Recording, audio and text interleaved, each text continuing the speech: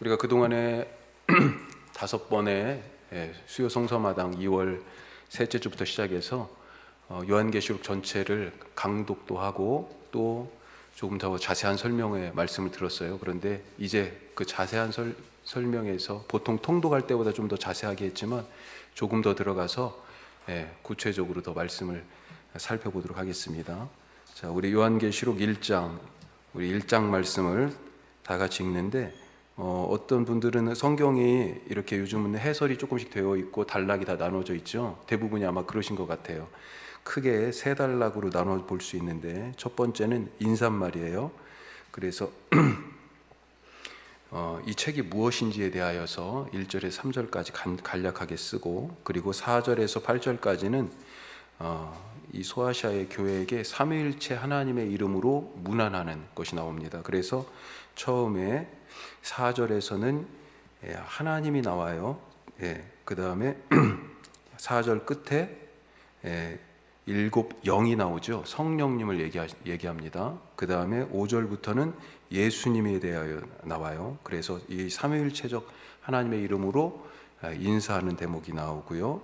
그리고 9절부터는 지금 이 말씀을 요한에게 들려주시는 그 예수님이 누구신지에 대하여서 마지막 20절까지 쭉 나옵니다. 요한계시록을 시작하는 장인데 아주 핵심적이고 주제가 잘 드러나 있는, 누가 이 요한계시록의 주인공인지 누군 것 같습니까? 주인공이? 분량이 예수님이 제일 많잖아요. 예수님이 주인공이세요. 그러니까 이 요한계시록을 시작하는 이 처음 이야기가, 이 처음 말씀이 사실 얼만큼 중요한 것인지 우리가 그런 마음을 가지고 이 말씀 같이 읽도록 하겠습니다. 1절에서 20절까지 같은 목소리로 말씀 받들어 읽겠습니다. 예수 그리스도의 계시라. 이는 하나님이 그에게 주사 반드시 속히 일어날 일들을 그 종들에게 보이시려고 그의 천사를 그 종 요한에게 보내어 알게 하신 것이라. 요한은 하나님의 말씀과 예수 그리스도의 증거 곧 자기가 본 것을 다 증언하였느니라.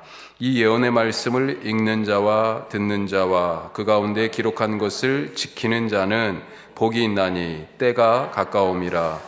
요한은 아시아에 있는 7 교회에 편지하노니 이제도 계시고 전에도 계셨고 장차 오실 이와 그의 보좌 앞에 있는 7 영과 또 충성된 증인으로 죽은 자들 가운데에서 먼저 나시고 땅의 임금들의 머리가 되신 예수 그리스도로 말미암아 은혜와 평강이 너희에게 있기를 원하노라.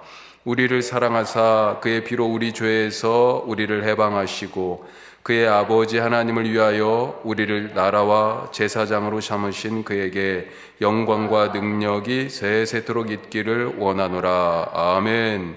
볼지어다 그가 구름을 타고 오시리라. 각 사람의 눈이 그를 보겠고 그를 찌른 자들도 볼 것이요 땅에 있는 모든 족속이 그로 말미암아 애곡하리니 그러하리라. 아멘. 주 하나님이 이르시되 나는 알파와 오메가라. 이제도 있고 전에도 있었고 장차 올 자요 전능한 자라 하시더라. 나 요한은 너희 형제요 예수의 환난과 나라와 참음에 동참하는 자라. 하나님의 말씀과 예수를 증언함으로 말미암아 반모라 하는 섬에 있었더니 주의 날에 내가 성령에 감동되어 내 뒤에서 나는 나팔 소리 같은 큰 음성을 들으니 이르되 보라.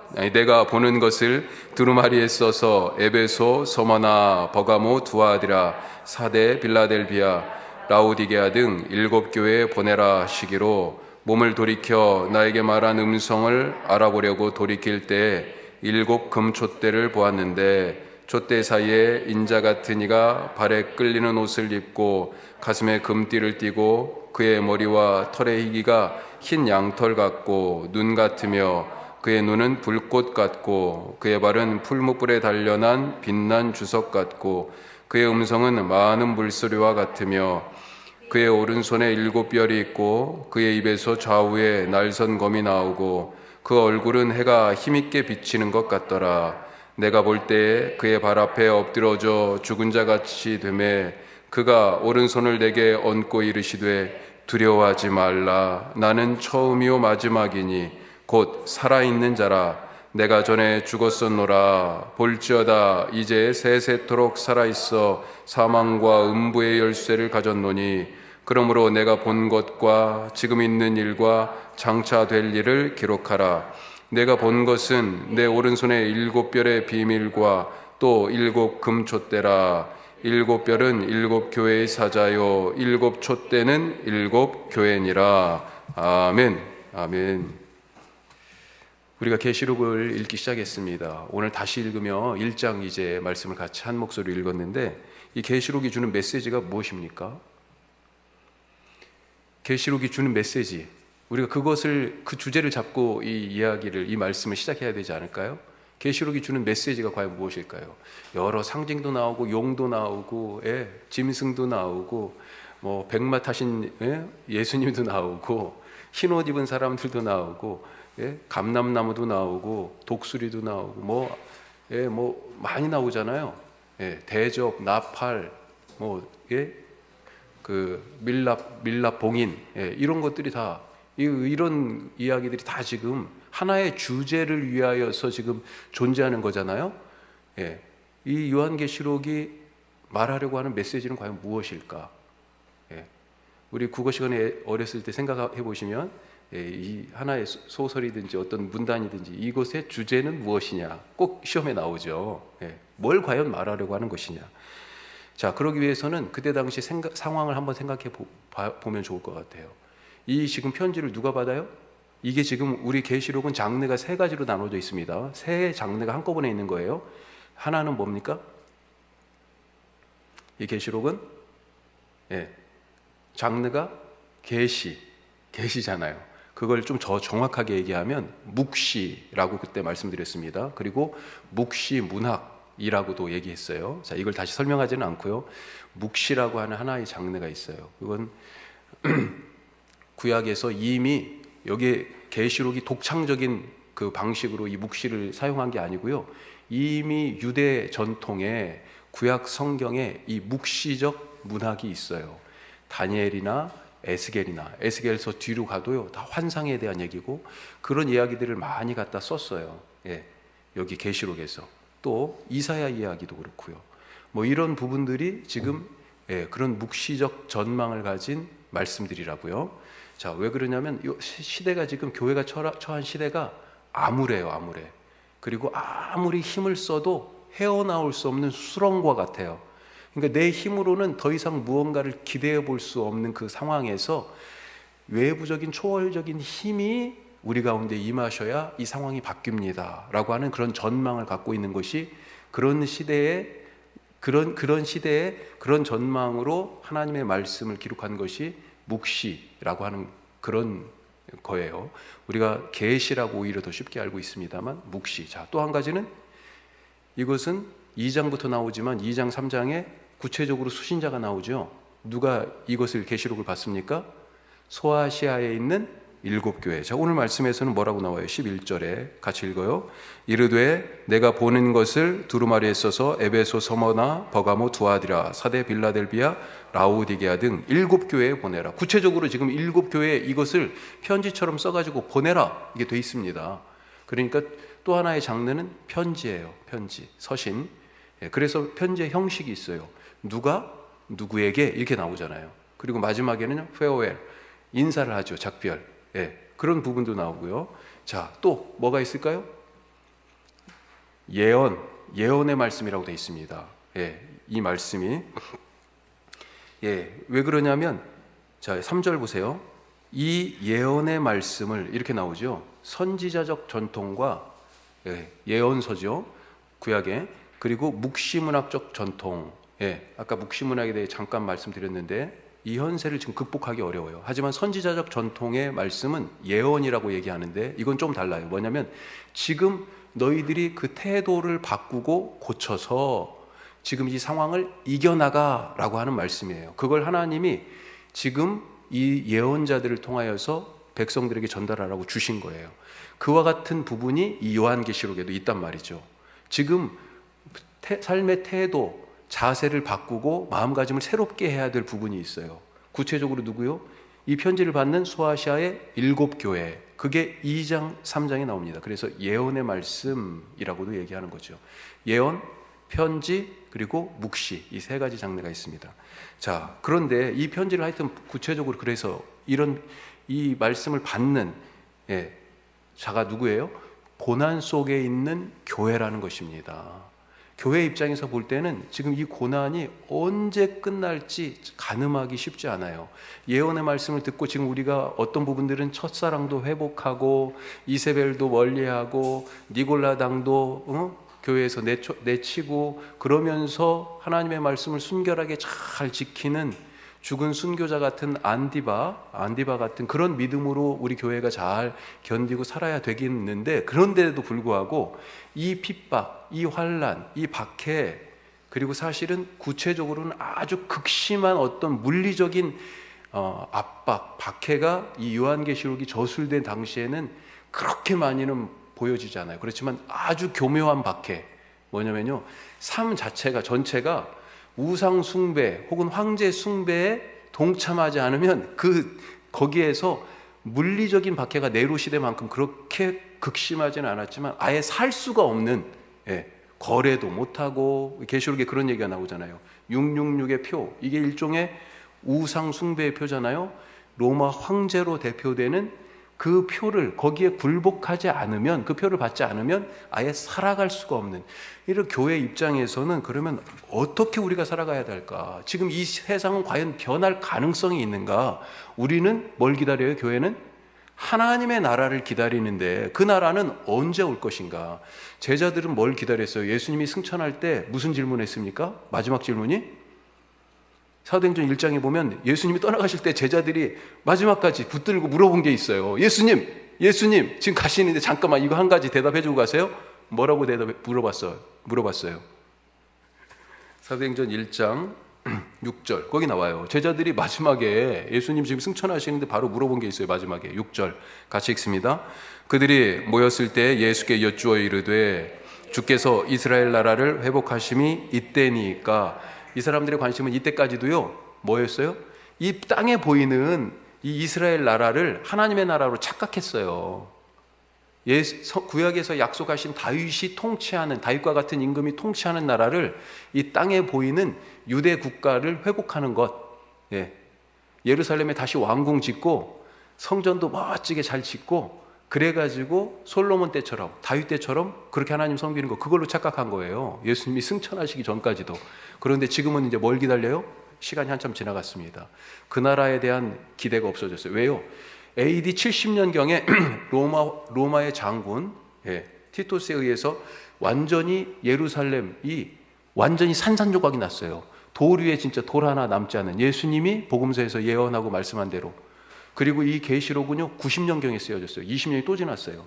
더 이상 이제 이스라엘 나라에 대한 기대의 회복이 있는 거 아니에요. 뭘 기대했을까요? 하나님의 나라를 기대했다는 것입니다. 하나님의 나라. 요한계시록의 비전은 뭐예요? 하나님의 나라입니다. 자, 거기 밑에 옆에 쓰세요. 밑줄을 거기다 안 그어놨네. 1번. 요한계시록의 비전은 하나님의 나라예요. 하나님의 나라. 자, 이 하나님의 나라가 얼마나 중요한 것인지, 이게 지금 요한계시록의 키워드예요. 하나님의 나라. 예수님이 가르쳐 주신 기도를 봅시다. 자, 요한계시록의 핵심 인물이 누구예요? 예수님이에요. 그런데 이 예수님이 어떻게 기도하셨는지, 예수님이 가르쳐 주신 그 기도의 비전이 요한계시록의 목적하고 같습니다. 자, 마태복음 6장 9절 말씀 같이 읽어요. 자, 시작. 하늘에 계신 우리 아버지여, 이름이 거룩히 여김을 받으시오며 나라가 임하시오며 뜻이 하늘에서 이루어진 것 같이 땅에서 이루어지이다. 아멘. 이게 바로 예수님이 제자들에게 가르쳐 주시라고 한 거잖아요. 너희들이 지금 기도해야 되는데 첫 마디가 뭐예요? 하나님의 이름이 거룩히 여김을 받기를 원합니다. 바로 그거 아니에요. 그것은 반대로 얘기하면 지금 이 땅에서 하나님의 이름이 거룩하게 여김 받지 못하고 있다는 거지요. 또 한 가지, 두 번째가 뭐예요? 10절. 나라가 임하시오며, 하나님의 나라가 임하는 것을 간절히 소원했습니다. 그리고 하나님의 나라가 임한다는 것의 다른 버전이 뭐예요? 뜻이 하늘에서 이루어진 것처럼 이 땅에서도, 이루어지기를 원합니다. 하나님의 통치와 하나님의 다스리심이 이 땅 가운데 있기를 원합니다.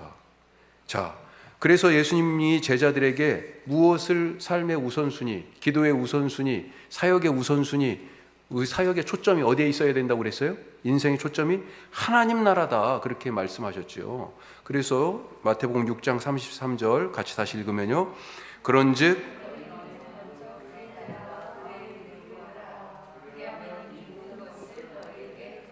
맞아요. 예수님은 다른 것이 먼저가 아니었습니다. 왜 그러냐면 이게 당신이 이 땅에 오신 목적이에요. 그렇기 때문에 제자들에게도요, 이것 먼저 구해라. 기도할 때도 이것이 먼저다라고 하나님 나라 first, 하나님 나라가 먼저라고 가르쳐 주신 것입니다. 그런데 사실 우리들은 어때요? 종종 너희는 먼저 그의 나라와 그의 의의를 구하라. 그리하면 뒤부터 관심이 있죠. 앞에보다 그리하면 이 모든 것을 너희에게 더하시리다. 아, 하나님이 모든 것 더해 주셔. 여기에만 관심이 있지. 사실은 이 뒤는요, 관심 가질 이유가 없어요.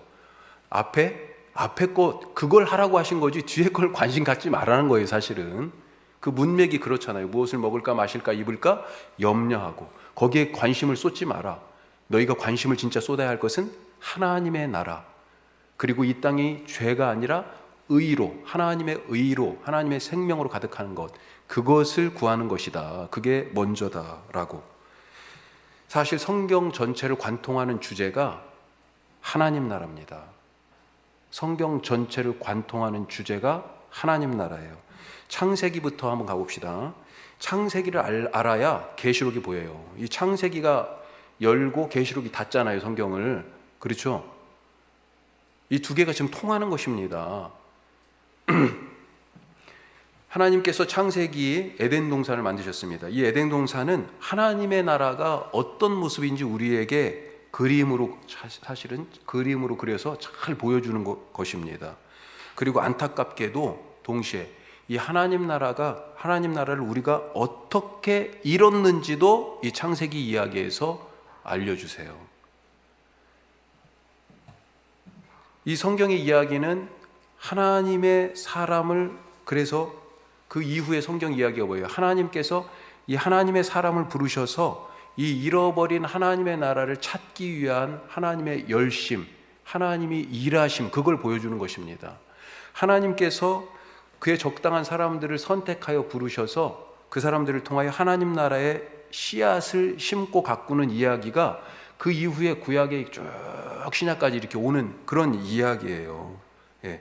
그것이 그때 당시에는 겨자씨만큼 작아가지고, 야, 이거 가지고 뭘 할 수 있겠어, 이렇게 생각했는데 어느새 그것이 크게 자라서 새들이 깃들일 만한 그렇게 놀라운 광경을 보게 되는 것. 이게 지금 하나님 나라라는 거예요.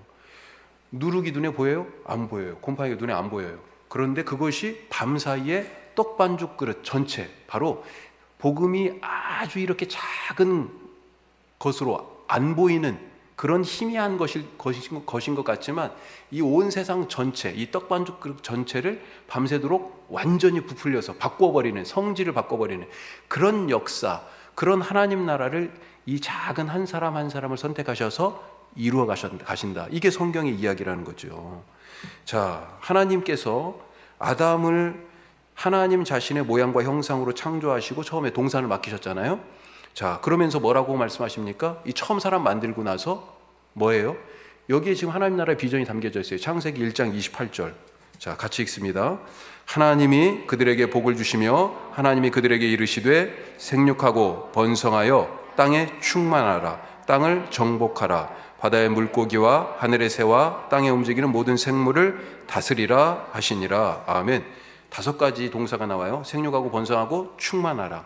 이 3가지는요, 뭐에 대한 말씀이에요? 자녀에 대한 말씀이에요. 사람에 대한 말씀이에요. 사람이 생육하고 하나님의 자녀를 낳고 하나님의 자녀로 번성하고 하나님의 자녀로 이 땅을 채워라. 우리 좀 쉽게 얘기하면 이렇게 생각해 볼 수 있습니다. 나머지 2개 동사는 뭐예요? 정복하고 다스려라. 이건 뭐예요? 하나님께서 지금 이 동산을 맡겨주셨어요. 이것을 하나님의 이름으로, 하나님의 사랑으로, 예수님식으로 얘기하면 예수님의 그 섬김으로 통치해라, 다스려라 라고 하는 이 땅을 맡겨주신, 위탁하신 거예요. 사람에게. 그렇게 지금 천국을, 이 땅을 경영하도록, 그리고 하나님의 자녀들로 가득 채우도록. 왜 하나님의 자녀가 됩니까? 아담이, 하와가 뭘로 만들어졌어요? 하나님의 모양과 형상으로. 그래서 하나님의 아버지가 되는 거잖아요. 그러니 아담과 하와가 낳은 자녀들도요, 하나님의 모양과 형상을 가지고 있다는 거죠. 그래서 하나님의 자녀들로 그렇게 채우라. 이런 지금 그림을 창세기 에덴 동산 이야기에서 우리에게 보여주고 계신 것입니다. 자, 하지만 어떻게 됐어요? 사람들이 죄에 빠졌습니다. 이 땅을 그래서 잃어버렸어요. 사람들이 낳은 자식들로 사람들 그래 이 땅을 잃어버리고 지금 쫓겨났잖아요. 그리고 나서 무슨 일이 있었어요? 이 죄의 지배를 받는 이 사람들이 결국 가인이죠. 가인이 아벨을 죽이잖아요. 그런 일이 있었습니다. 그 이후로 이 죄 때문에 하나님의 자녀됨을 잃어버렸어요. 하나님의 모양과 형상을 잃어버렸습니다. 땅에 속한 사람들이 돼버린 거예요. 하늘에 속한 하나님의 자녀였는데 이제는 땅에 속한 사람이 돼버린 거죠. 죄의 지배를 받는. 자, 그러자 하나님께서 어떻게 하셨어요? 이 땅에 속한 사람들로 지금 세상이 이제 가득해지고 있잖아요. 어떻게 해요? 하늘에 속한 하나님의 사람, 이 하나님의 땅, 잃어버린 하나님의 땅, 에덴을 회복하기 위한 일을 시작하십니다. 그래서 가인이 죽인 아벨 대신에 창세기 3장 맨 끝에 가면 누가 나와요? 하나님이 하나님의 이름을 부르는 아들을 줘요. 셋이라는 아들을 이제 주면서 하나님의 형상을 닮은 하나님의 자녀의 또 족보가 계속되는 거예요. 창세기에 족보가 많이 나오는데 족보들이 다 그런 의미가 있는 것입니다. 가인의 족보가 나와요. 동시에 셋의 족보가 또 나와요. 땅의 사람들의 족보가 나오고요, 하나님의 사람들의 족보가 나오는 것입니다. 자, 이 셋의 후손 중에 누가 있어요? 노아가 있는 거죠. 노아. 예? 노아가 셋의 10대 9대 손이죠. 9대 손. 노아부터 10대 손이 노아예요. 이때 땅이 어떻게 됐습니까? 원래 에덴 동산이었으면 하나님의 다스림과 하나님의 사랑과 하나님의 샬롬으로 충만해야 되는데 땅이 어떻게 됐어요? 죄로 완전히 신음하고 죄가 관영하다 이렇게 표현하잖아요. 사람들은요, 완전히 서로 지금 잡아먹지 못해서, 그래서 하나님께서 이 모든 죄를 다 물로 쓸어버리시고 다시 시작하는데 그 시작하는 사람을 아담처럼 생각한 거예요. 그게 누구예요? 노아입니다. 노아. 그래서 홍수로 다 쓸어버리고 나서 노아만 이제 노아와 노아 가족만 남았어요. 방주 밖으로 딱 나왔을 때 하나님이 뭐라고 그러셔요? 창세기 9장 1절 한번 보세요. 자, 노아만 이제 나왔어요. 방주에서 나왔어요. 세상에 사람이 하나도 없습니다. 마치 아담이 처음에 만들어졌을 때와 같은 그런 모습이에요. 같이 읽습니다. 9장 1절. 하나님이 노아와 그 아들들에게 복을 주시며 그들에게 이르시되 생육하고 번성하여 땅에 충만하라. 아멘. 노아 지금 아담한테 했던 말씀하고 똑같은 말씀을 주시죠. 그런 아담에게 가졌던 기대를 가지시는 거예요. 이제 이 땅을 다시 죄인들이 아니라 하나님의 아들, 내 모습을 닮은 하나님의 아들, 의의 아들들로 꽉 채워라. 생육하고 번성하고 충만해라. 그렇게 당부하십니다. 그리고 나서 이 사명이 누구에게 이어져요? 아브라함에게 이어지는 거죠. 자, 또 몇 장 더 넘어가서 창세기 12장 1절. 우리가 너무 잘 아는 말씀이죠. 자, 1절 같이 있습니다. 창세기 12장 1절. 여호와께서 아브라함에게 이르시되 너는 너의 고향과 친척과 아버지의 집을 떠나 내가 내게 보여줄 땅으로 가라. 2절. 내가 너로 큰 민족을 이루고 내게 복을 주어 내 이름을 창대하게 하리니 너는 복이 될지라. 아멘. 1절은 뭐에 대한 말씀하세요? 땅을 잃어버렸잖아요. 아까 에덴. 그렇죠? 2절은 뭐에 대한 말씀하십니까? 죄 지어서 하나님의 자녀가, 하나님의 형상을 가진 하나님의 아버지인 하나님의 자녀가 그 자녀됨을 상실했잖아요. 그래서 이제 2절에서 뭘 얘기해요? 하나님의 자녀, 이 큰 민족은 바로 그겁니다. 하나님의 자녀로 땅을 가득하게 해라. 아브라함에게 뭘 약속하셨어요? 계속 내가 너에게 땅을 줄 거야. 그 약속 믿고 결국은 계속 이스라엘 백성들이 우리 조상 아브라함에게 약속하신 땅, 이거 얘기한 거잖아요. 그 땅이 팔레스타인의 그 땅이 아니라고요. 하나님께서 원래 아담과 하와에게 주셨던 그 땅이에요. 하나님의 나라예요. 하나님의 다스림이 있는 땅. 내가 너로 큰 민족을 이루고 너의 자손을 하늘의 별처럼 바다의 모래처럼 많게 하리라. 이 자손은 누구예요? 아브라함의 육으로 낳은 씨가 아니고 그 후손이 아니고 누구예요? 하나님의 자녀예요. 하나님의 자녀. 약속의 자녀. 예. 그렇죠? 그 하나님의 자녀됨이 아까 에덴에서 범죄함으로 상실되었잖아요. 지금 성경의 이야기가요, 계속 이 땅과 자녀에 대한 그런 얘기입니다. 그게 구약 전체의 얘기예요.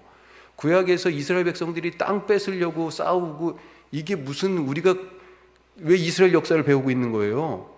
예? 아무 의미가 없는 거예요. 그런 의미에서 배우는 것은.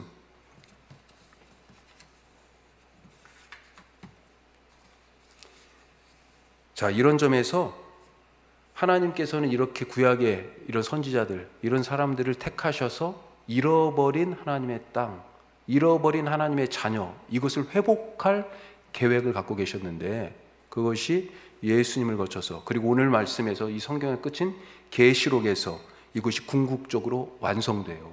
이것을 지금 이 회복되는 이 자녀됨과 하나님의 땅에 대한 그 주권, 이것을 뭐라고 얘기해요? 이게 바로 하나님 나라라는 것입니다. 하나님 나라. 계시록은 하나님 나라의 궁극적인 완성이 무엇이냐, 이것을 보여주는 것입니다. 그래서 창세기에서 잃어버리고 더럽혀진 그 하늘과 땅이 계시록에서는 어떻게 돼요? 이제 새 하늘과 새 땅이 그래서 하늘에서 내려오는 겁니다. 거룩한 성 새 예루살렘이 하늘에서 내려오는 거예요. 에덴이 회복되는 것입니다. 자, 그러면 두 번째로 이 하나님 나라를 누가 가져옵니까? 이 하나님 나라가 지금 이 계시록에 하나님 나라가 잃어버린 이 하나님 나라가 회복되는 것이 계시록의 궁극적 비전이라고 그랬는데, 자, 이 하나님 나라를 누가 가져와요? 쉽죠? 누가 가져왔습니까? 하나님 나라를 예수님이 가져오셨죠. 예수님이. 그래서 우리 설교 때마다 지금 몇 번을 계속 들으실 거예요. 예수님이 처음에 공생애를 시작하시면서 사람들 앞에 나타나서 이제 하나님 나라 일을 하실 때 첫 마디가 뭐예요? 드디어 때가 되었다. 때가 찼고 하나님의 나라가 가까웠으니 회개하고 복음을 믿어라. 그렇게 말씀하셨습니다. 하나님 나라가 여기 왔다고 지금 얘기하시는 거예요. 귀신을 내어 쫓으면서 내가 성령을 말미암아 귀신을 내어 쫓았으면 하나님 나라가 이미 여기 임한 것이다. 그렇게 말씀하셨습니다. 하나님 나라가 여기 왔어요. 그래서 죄 사하는 것을 얘기하신 거예요. 병을 고치시면서도 어떤 때는 내 죄가 사해졌다. 아니, 하나님 나라가 왔으니 지금 죄가 사해지는 것입니다. 하나님 나라를 누가 가져왔어요? 이 요한계시록의 궁극적 비전인 하나님 나라를 예수님이 가져왔습니다. 자, 그런데 여기에서 우리가 한 가지 생각해 볼 것, 이 하나님 나라와 연결해서 우리가 선교가 무엇이냐, 선교가 무엇입니까? 복음을 전하는 거죠. 복음이 뭐예요? 하나님 나라가 여기 왔다는 거죠. 그래서 하나님 나라가 여기 왔다라고 하는 이 기쁜 소식, 이 복음을 듣지 못한 자에게 복음을 증거해서 그들이 하나님께로 돌아오게 하는 것, 이것이 선교고, 이건 사람에 대한 얘기죠. 또 한 가지, 죄로 가득한 이 땅이 의의 땅으로 바뀌고 하나님의 구원의 약속이 이루어지는 그 약속의 땅으로 변화되는 것, 이것을 갖다가 선교다라고 얘기할 때 예수님은요, 이 땅에 선교하러 오신 것입니다. 선교하러. 그리고 이 일은 모두가 다, 이 복음의 일, 하나님 나라의 일을 누가 계획하시고 누가 실행했어요?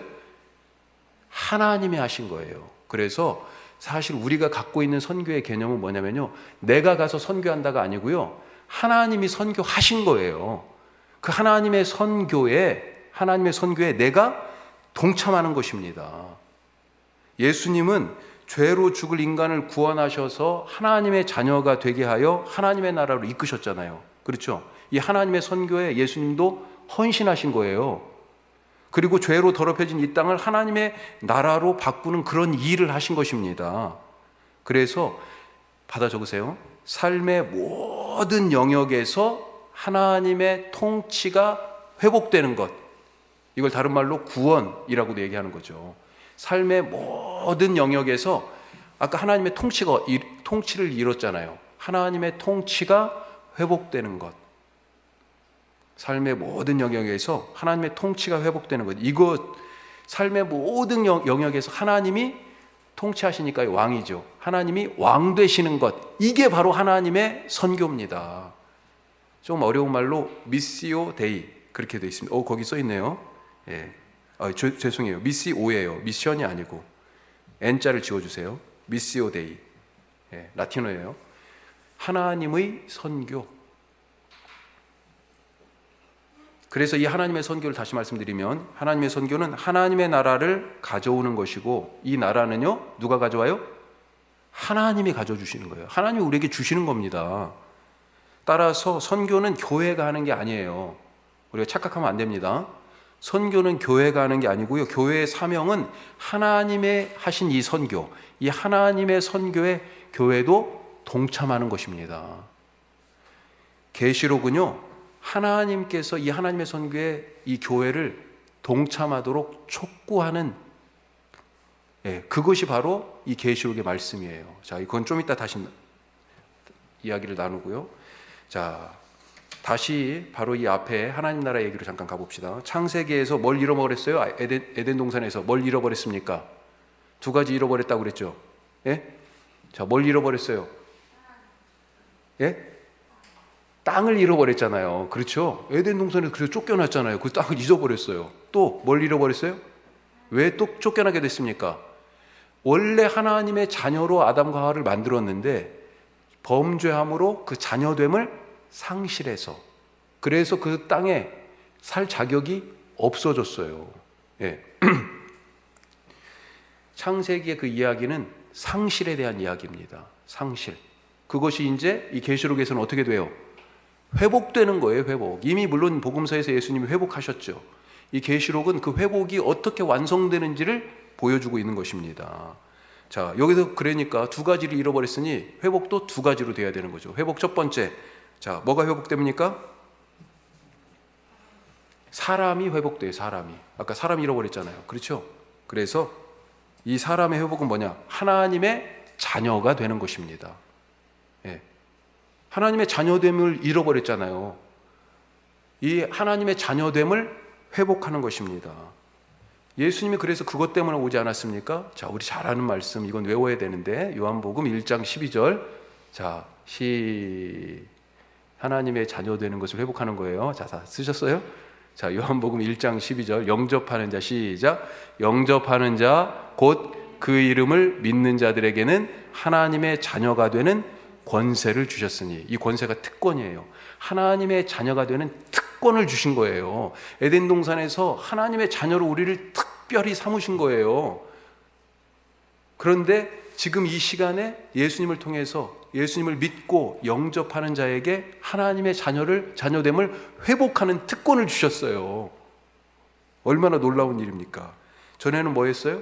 마귀 자식이었어요. 요한복음에 보면 너희 아비 마귀가 그렇게 얘기합니다. 예수님을 대적하는 자들에게. 예수님이 얼마나 참다가 그냥, 마지막에 너희 아비 마귀는 이렇게 얘기해요. 하나님의 자녀가 되기 전에 뭐였어요?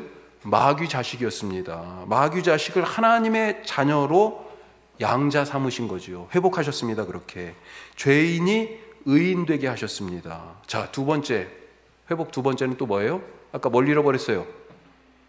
땅을 잃어버렸잖아요. 그래서 땅을 회복하십니다. 땅의 회복이에요. 자, 이 땅이 회복되면 어떻게 됩니까? 땅에서 어떤 일이 일어나요?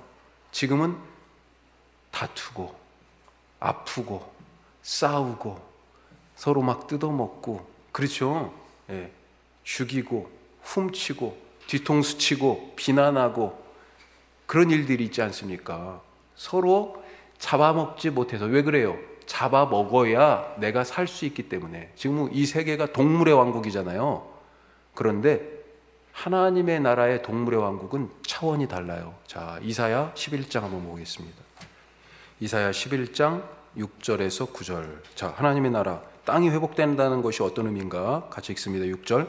그때 이리가 어린 양과 함께 살며 표범이 어린 염소와 함께 누우며 송아지와 어린 사자와 살진 짐승이 함께 있어 어린아이에게 끌리며 암소와 곰이 함께 먹으며 그것들의 새끼가 함께 엎드리며 사자가 소처럼 풀을 먹을 것이며 젖 먹는 아이가 독사의 구멍에서 장난하며 젖된 어린아이가 독사의 굴에 손을 넣을 것이라. 내 거룩한 산 모든 곳에서 해됨도 없고 상함도 없을 것이니 이는 물이 바다를 덮음같이 여호와를 아는 지식이 세상에 충만할 것임이니라. 아멘. 물이 바다를 덮음같이. 이게 무슨 뜻이에요? 바다는 뭐예요? 바다를 물이 덮었어요? 같은 거 아니에요? 개념이 다릅니다. 바다는 뭐예요? 태초에 하나님이 천지를 창조하시니라. 땅이 혼돈하고 공허하며 흑암이 깊음 위에 있고 하나님의 신은 어디 위에? 수면. 이게 바로 그 태초의 혼돈의 바다입니다. 이 바다에서 요한계시록 13장에 보면 뭐가 나와요? 이 바다에서 짐승이 올라와요. 두 마리가 나오잖아요. 용이 짐승을 이제 부리잖아요. 한 마리는 바다에서 나와요. 또 한 마리는 땅에서 나와요. 예. 이 짐승이 나오는 바다예요. 악의 근원이 악을 지금 품고 있는 거라는 거죠. 근데 거기에 하나님의 정의의 물, 공의의 물이 이 바다를 덮어요. 그래가지고 어떻게 돼요? 땅이 바뀌는 거죠. 지금 질서가 바뀌는 겁니다. 동물의 왕국이 지금 이렇게 바뀌었어요. 이게 하나님 나라다라고 지금 이사야 선지자를 통해서 회복되는 땅에 대한 비전을 보여주시는 것입니다. 예. 자, 예수님께서 바로 이 하나님 나라, 하나님의 비전이죠. 이것 때문에 이 땅에 오셨고, 그래서 이 나라를 결국은 회복하셔서 잃어버린 사람을 하나님 자녀로 삼으시고, 또 잃어버린 땅을 하나님의 땅, 이게 약속의 땅이잖아요. 그걸로 만드셨다라고 하는 것입니다. 자, 요한계시록은 이렇게 되찾아 오신 예수님, 그 땅을 다스리던 사탄이 이제 끝장났다, 예수님께 그것을 분명하게 보여주십니다. 그 하나님 나라를 예수님이 가져왔어요. 자, 그러면 예수님은 이 하나님 나라를 가져오기 위하여서 이 하나님의 선교로, 이 하나님 나라를 가져오는 것을 하나님의 선교라고 얘기했는데, 이 하나님의 선교를 위해서 무엇을 하셨나? 예. 무엇을 하셨습니까? 여기에 지금 이 교회가 살아가야 할 자리가 있다는 거죠. 왜 그러냐면 교회는 예수님의 몸이니까. 그렇죠. 예수님을 또 닮고 예수님께서 말씀하신 대로 자기 십자가, 교회의 십자가를 지고 예수님을 따라가야 되니까. 예수님의 모습에서 교회의 모습을 이제 우리는 어떻게 살아가야 할까, 이 시대를. 그게 나온다는 거죠. 자, 예수님은 이 하나님 선교를 위하여 무엇을 하셨습니까? 우리 5절 6절 한번 보시죠. 자, 오늘 말씀 계시록 1장 5절 6절. 자, 예수님에 대한 설명이 나와요. 우리 12절 이후에도 예수님에 대한 설명이 쭉 나오는데, 여기 5절 6절에 예수님이 누구신지, 예. 자, 5절 6절 같이 읽습니다. 같이 읽어요. 또 충성된 증인으로 죽은 자들 가운데에서 먼저 나시고 땅의 임금들의 머리가 되신 예수 그리스도로 말미암아 은혜와 평강이 너희에게 있기를 원하노라. 우리를 사랑하사 그의 피로 우리 죄에서 우리를 해방하시고 그의 아버지 하나님을 위하여 우리를 나라와 제사장으로 삼으신 그에게 영광과 능력이 세세토록 있기를 원하노라. 아멘. 아멘. 뭐 여러 가지가 더 있습니다만, 자, 예수님을 뭐라고 소개하고 있어요? 5절에 충성된 증인. 그렇죠. 예수님을 충성된 증인이라고 지금 그렇게 소개하고 있습니다. 자, 두 번째로 또 자기 피로, 예, 자기 피로 우리를 죄에서 해방하셨다. 예. 예수님이 그냥 우리에게 자녀됨을 주시고 우리에게 그 하나님의 땅, 새하늘과 새 땅을 선물해 주신 게 아니에요. 이와 같은 자기 희생, 자기 소멸, 자기 부인이 있었기 때문에 가능한 거죠. 자, 세 번째, 우리를 그래서 뭘로 만드셨어요? 나라와 제사장으로. 나라와 제사장으로 6절 끝에 있습니다. 중간 이후에 우리를 나라와 제사장으로. 자, 이건 뭐냐? 우리를 나라와 제사장으로 삼으셨다. 이거는 처음에 이스라엘 백성들을 하나님께서 종살이하던 애굽 땅에서 인도하여 내가지고 시내산, 광야에 와가지고 3달간 걸어가가지고 도착한 곳이 시내산이잖아요. 거기서 이제 모세를 대표로 불러가지고 우리 계약을 맺자, 약속을 하자. 너희들은 누구고 나는 너희들한테 어떤 존재인지 우리 서로 약속을 하자. 그게 바로 시내산 언약이에요. 시내산 계약인데 거기에 십계명이 나옵니다. 자, 그 대목에 이게 나와요. 우리 얼마 전에도 수요일날 말씀을 나눴었는데 지지난주죠. 출애굽기 19장 5절 6절 한번 보세요. 아까 노아를 통해서 잃어버린 하나님 나라의 씨앗을 심으셨죠. 그 다음에 아브라함을 불러서 땅과 자녀에 대한, 그래서 하나님 나라의 씨앗을 또 심으셨죠. 자, 이제는 모세를 통해 가지고 이스라엘 백성을 공동체적으로 이제 부르시잖아요. 그렇죠? 한 사람이 아니라 이 이스라엘 공동체를 아예 하나님 나라를 위한 씨앗으로 지금 심고 계시는 거예요. 자, 그러면서 하신 말씀이 뭐예요? 이 사람들을 이제 통째로 불러서 하나님 나라 씨앗이 되게 하십니다. 자, 19장 5절 6절 제가 5절 읽을게요. 세계가 다 내게 속하였나니 너희가 내 말을 잘 듣고 내 언약을 지키면 너희는 모든 민족 중에서 내 소유가 되겠고. 6절 같이 읽어요. 너희가 내게 대하여 제사장 나라가 되며 거룩한 백성이 되리라. 너는 이 말을 이스라엘 자손에게 전할지니라. 아멘. 모세에게 지금 명령하신 겁니다. 여기에서 핵심되는 단어가 바로 그거예요. 제사장 나라, 거룩한 백성, 바로 하나님 나라의 씨앗이 될 거다. 그러면서 너희들에게 바로 그 땅, 내가 다스리고 내가 통치하는, 회복하는 그 땅으로 너희를 인도할 것이다 약속하시는 거잖아요. 예. 이때 이 백성들에게 하신 약속이 제사장 나라예요. 그런데 지금 계시록에 똑같이 그게 나오잖아요. 그 나라와 제사장을 회복하신다는 겁니다. 예. 누가요? 예수님이요. 예수님이 자기 피를 흘림으로 우리 죄를 위하여. 이것이 베드로 전서 2장 9절에도 나오죠. 너는 택한 족속이요 왕 같은 제사장이니. 이게 역사적으로는요, 왕과 제사장의 직무를 같이 함께 하고 있었던 게 우리 신약과 구약 사이의 중간에 약 100년 정도 잠깐 독립할 때가 있었어요. 160년경에서 AD 주전 60년경까지 약 100년 정도.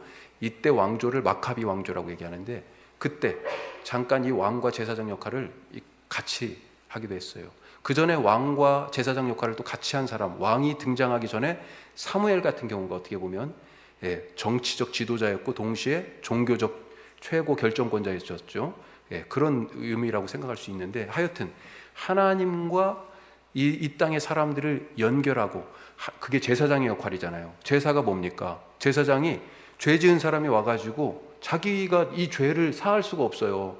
그러니 이 사람이 하나님 앞에 나아갈 수 있도록 이 희생 제사를 통해 가지고 죄 사할 수 있도록 돕는 사람이 누구예요? 제사장이잖아요.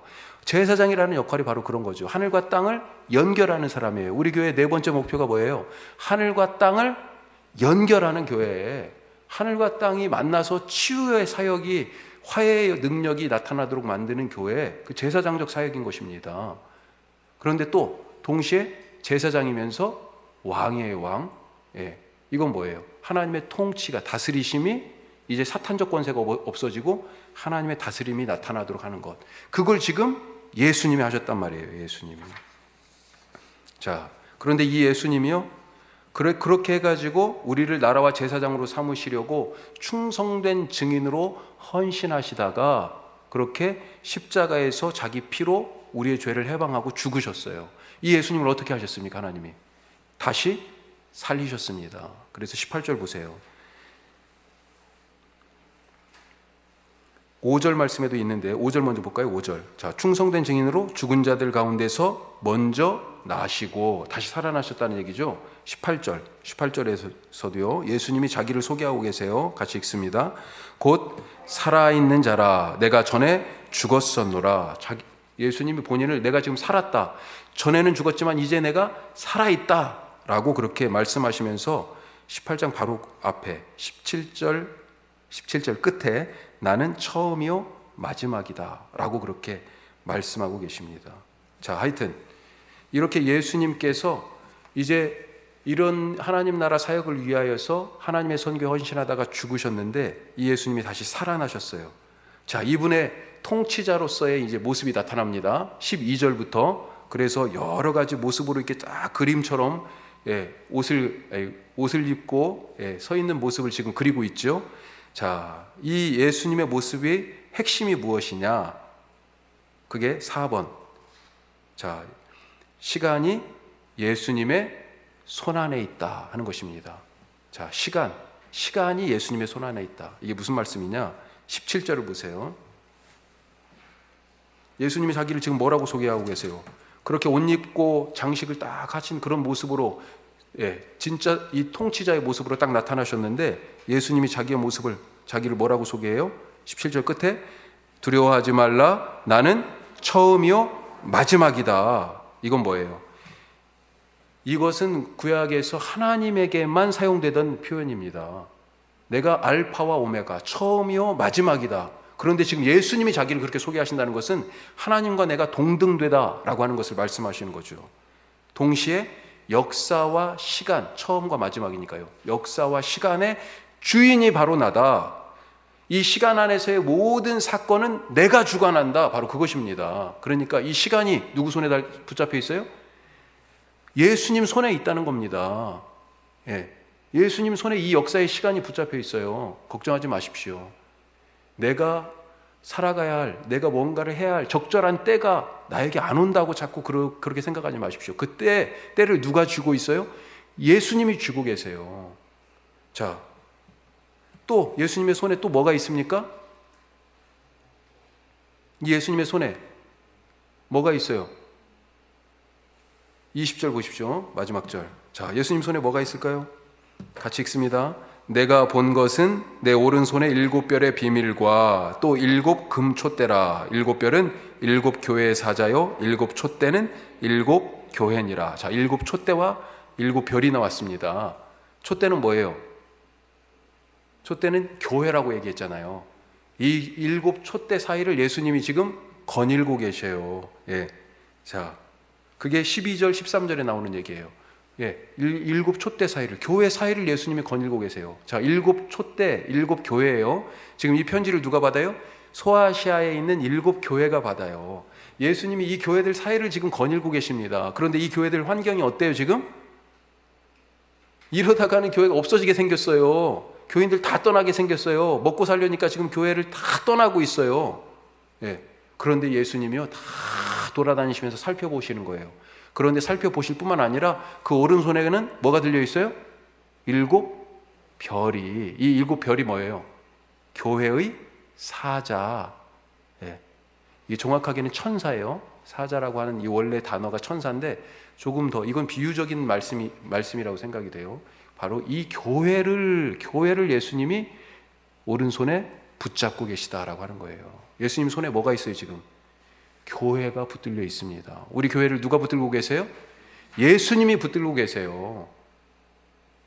하나님의 선교에 헌신하셔서 하나님 나라를 회복하시기 위하여 자기의 목숨을 내던지셨던 예수님이 지금 자기의 몸, 자기의 분신이죠. 자기의 몸인 교회들 사이를 다니시면서 다 살피고 계시고, 그 교회를 당신의 오른손, 십자가에 못 박혔지만 그 못 박힌 그 손으로 결국은 사단 마귀를 이기셨잖아요. 그 이기신 그 손으로 교회를 딱 붙잡고 계신다고요. 이 말을 듣는 교회가 지금 얼마나 감격하겠어요. 그 그림입니다. 이게 1장이 바로 그래서 요한계시록 전체를 지지하고 이끌고 가고 있는 거예요 사실은. 자, 이제 교회는 어떻게 해야 되겠습니까?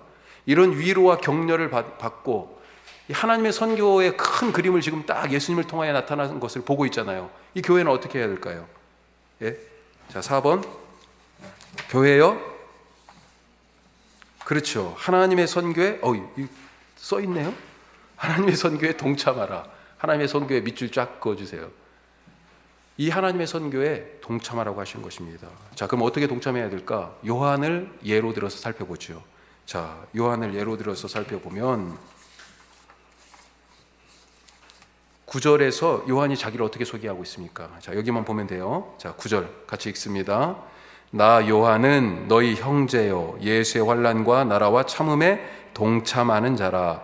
하나님의 말씀과 예수를 증언하였으므로 말미암아 반모라 하는 섬에 있었더니 10절 처음까지요. 주의 날에 내가 성령에 감동되어. 자, 그렇게 되어 있습니다. 그래서 음성을 들었다는 거죠. 자, 요한이 자기를 어떻게 소개해요? 어떻게 하나님의 선교에 동참했다고 했습니까? 1번, 자, 뭐라고 되어 있어요? 예수의 환난과 나라와 참음에 나는 동참했다. 이렇게 지금 자기 스스로를 소개하죠. 그러니까 이 편지를 받는 너희 지금 우리 소아시아 7교회 우리 성도들도 우리 교회들도 바로 이 하나님의 선교에 동참하자. 그래서 하나님의 나라가 이 땅에 이미 예수님이 가져오셨는데 그것을 모든 사람들이 경험하게 하자. 지금 그겁니다. 자, 두 번째, 이 일을 위해서 자기는 어떻게 했어요? 하나님의 말씀과 예수를 증언했어요. 교회가 바로 하나님 나라, 하나님 선교에 동참하는 것은 바로 증언자로서의 사명을 감당하는 데서 이 하나님의 선교에 동참할 수 있다라고 하는 거죠. 그리고 이 일을 위하여서 어떻게 됐습니까? 자기 삶을 유폐당했어요. 그래서 지금 이 반모라고 하는 섬에 갇힌 거죠. 어떻습니까? 하나님 나라 일에 하나님의 선교에 동참하기 위해서는요, 자기 삶을 잃어버릴 수도 있어요. 하지만 여기에서 요한은 성령에 감동되어서 지금 하나님을 만나고 있습니다. 예수님을 보고 있어요. 12절에서 16절까지는 쭉 예수님이 지금 어떤 모습으로 요한에게 비춰 보이는지 지금 보여주고 있잖아요. 소리가 나가지고 딱 뒤를 돌아보니까 누가 서 있어요? 예수님이 서 있어요. 그리고 예수님의 모습이 지금 어떻더라 라고 쭉 12절에서 16절까지 쭉 말씀하고요. 17절 이후에서는요, 이제 예수님이 직접 내가 처음과 마지막이다 라고 말씀하시고 또 계속해서 말씀하셨잖아요. 지금 있는 것 이것을 다 기록해라. 내가 죽었지만 살아있다. 그리고요, 내가 사망과 음부의 열쇠를 가지고 있다. 내가 7촛대 사이를 이렇게 딱 다니면서 이 7별을 손에 딱 붙잡고 교회를 지키고 있다. 지금 이렇게 말씀하시는 거예요. 이걸 지금 요한이 보고 있습니다. 어디에서요? 어디에서 보고 듣고 있어요? 섬에 갇혀가지고. 대단한 일이 아니에요? 섬에 있다고 아무것도 못하는 것이 아닙니다. 갇혀 있다고요? 아무것도 할 수 없는 게 아니에요. 지금 요한은 갇혀 있지만요, 하나님의 음성을 듣고 예수님을 지금 눈으로 보고 그러고 있습니다. 대단하죠. 교회가 바로 지금 그런 거라는 거예요. 우리가 세상 가운데에서 외딴 섬처럼 갇혀 있지만 그럼에도 불구하고 어떻게 하나님을 바라보고 예수님의 음성을 들을 수 있어요? 10절에 나와 있어요. 10절 첫 번째. 자, 뭐라고 되어 있습니까? 주의 날에 내가 성령에 감동되어. 성령에 감동하여, 성령에 붙잡혀 있으니까 이런 일이 가능하더라 하는 것입니다. 그래서 계시록에 계속 하나님의 눈이 나와요. 하나님의 눈. 이게 뭐예요? 성령이에요. 성령. 보좌에 하나님의 눈이 막 있어요. 성령이에요. 그 성령이 이 하나님의 눈이 7이에요. 7 영 혹은 7눈. 완전이죠. 완전. 그 성령으로 충만했더니 세상 속에서 이 로마 제국의 삶에서 그리스도인의 삶은 섬에 갇힌 것 같은 그런 모습임에도 불구하고 하나님의 음성을 듣고 예수님을 보면서 세상을 이기며 살아갈 수 있게 되더라 하는 것입니다. 자, 이런 비전으로 이제 우리가 2장, 3장 계속해서 22장까지 쭉 이 하나님 나라의 비전, 그것을 이루기 위한 하나님의 선교, 그것을 이루기 위한 예수님의 헌신과 순종, 그것을 본받은 이 초대교회의 모습, 우리도 그 여행을 같이 따라가 보도록 하겠습니다. 기도하겠습니다.